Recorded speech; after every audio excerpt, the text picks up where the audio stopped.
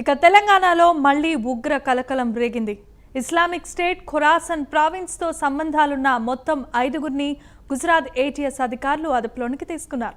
హైదరాబాద్, వరంగల్, పెద్దపల్లి జిల్లాలో గుజరాత్ ఏటీఎస్ అధికారులు సోదాలు నిర్వహించారు. హైదరాబాద్ కాలాపత్తర్ పోలీస్ స్టేషన్ పరిధిలో మెడికల్ షాప్ యజమాని ఫసీని అదుపులోనికి తీసుకున్నారు. ఇక గోదావరి ఖనిలో తండ్రి, కూతుర్ని పోలీసులు అదుపులోనికి తీసుకుని ప్రశ్నిస్తున్నారు. వరంగల్ జిల్లాకి చెందిన మరో ఇద్దరు కూడా పోలీసుల అదుపులో ఉన్నారు.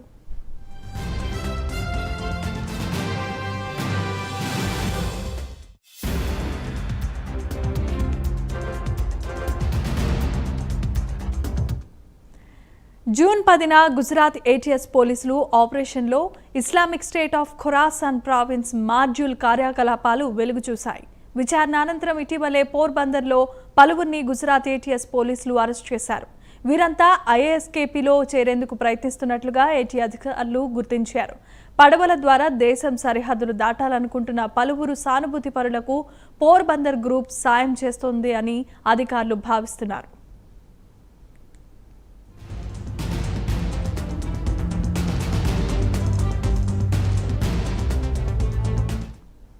అయితే ఈ గ్రూప్లో సూరత్కి చెందిన మహిళ సుబేరా భాను యాక్టివ్గా పనిచేస్తోంది. దేశంలో ఐఎస్కేపీ ఉగ్రవాద కార్యకలాపాలన్నీ ప్రారంభించాల్సిందిగా ఈ ముఠా నిర్ణయించింది. శ్రీనగర్కి చెందిన నాజీర్, హయత్, అజీంతో ఓ గ్రూప్ ఏర్పాటు చేశారు. ముఠా సభ్యులందరినీ సూరత్కి పిలిచిన సుబేరా భాను ఓ సమావేశాన్ని కూడా నిర్వహించింది.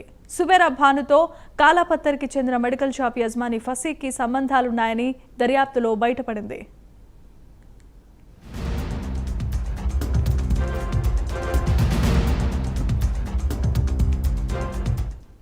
దీంతో హైదరాబాద్ చేరుకున్న గుజరాత్ ఏటీఎస్ పోలీసులు నిన్న రాత్రి ఫసీని ప్రశ్నించారు.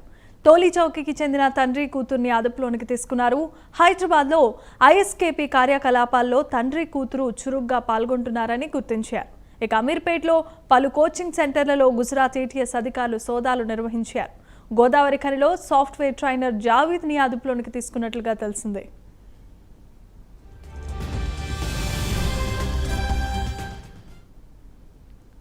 ఇక ఇదే అంశానికి సంబంధించి మరింత సమాచారాన్ని మా ప్రతినిధి కుమార్ ఫోన్ ఇన్ ద్వారా అందిస్తారు. కుమార్, చెప్పండి. Thank you Jemimah. హైదరాబాద్ లో ఉగ్రకోణం కేసులో ప్రస్తుతం తెలంగాణలో పలు చోట్ల అయితే గుజరాత్ ఏటీఎస్ సోదాలు అయితే నిర్వహిస్తున్నారు.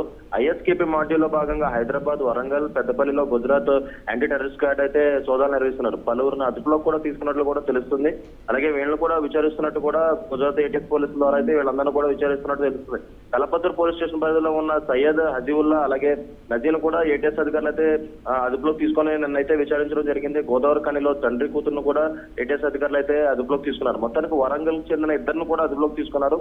అలాగే ఇటీవల పోర్బందర్ లో పలువురిని అరెస్ట్ చేసిన గుజరాత్ ఏటీఎస్ అధికారులు Islamic State of Khorasan province లో చేరేందుకు కూడా యత్నిస్తారని ఆరోపణలు అయితే ఉన్నాయి. మొత్తానికి బోట్ల ద్వారా దేశం దాటాలనుకున్నారు. అలాగే పలువురు సానుభూతి పరులను కూడా సాయం చేస్తున్నట్లు కూడా అనుమానం వ్యక్తం చేస్తున్నారు. అలాగే మొన్న జూన్ 10వ తారీఖున గుజరాత్ ఏటీఎస్ ఆపరేషన్ లో వెలుగు చూసిన ఐఎస్కేపీ మాడ్యూల్లోని ఐఎస్కేపీ ఉగ్రవాద కార్యకలాపాలపై నిర్వహించాలని చెప్పి సుబేరా భాను, పన్నాగం అలాగే శ్రీనగర్కి చెందిన ఆసిర్, హయత్, అజీంతో పాటు సుబేరాకు కూడా సంబంధం ఉన్నట్లు కూడా ఏటీఎస్ అధికారులు అయితే గుర్తించడం జరిగింది. దేశంలోనే ఐఎస్కేపీ ఉగ్రవాద కార్యకలాపాలు ప్రారంభించాలని చెప్పి కూడా వీళ్ళు నిర్ణయించినట్లు కూడా తెలుస్తుంది. అలాగే శ్రీనగర్కి చెందిన నాసిర్, హయత్, అజీములతో కూడా ఒక ముఠా కింద ఏర్పడి ఈ ముఠా సభ్యుల్ని సూరత్ కు పిలిపించి సుబేరా భాను ఒక మీటింగ్ కూడా ఏర్పాటు చేసినట్లు కూడా తెలుస్తుంది. అలాగే ఉగ్ర కార్యకలాపాలు పాల్పడుతున్న ఫసీన్ కూడా అదుపులో తీసుకున్నారు. అలాగే అమీర్పేటలోని పలు కోచింగ్ సెంటర్ లో కూడా ప్రస్తుతం అయితే ఏటీఎస్ అధికారులు అయితే తనిఖీలు నిర్వహిస్తున్నారు. 4 కోచింగ్ సెంటర్ లోని సీసీటీవీ ఫుటేజ్ అయితే పరిశీలిస్తున్నారు. అమీర్పేటలోని కోచింగ్ సెంటర్ లో కూడా సాఫ్ట్వేర్ ట్రైనింగ్ గా కూడా జావేద్ పనిచేస్తున్నాడు.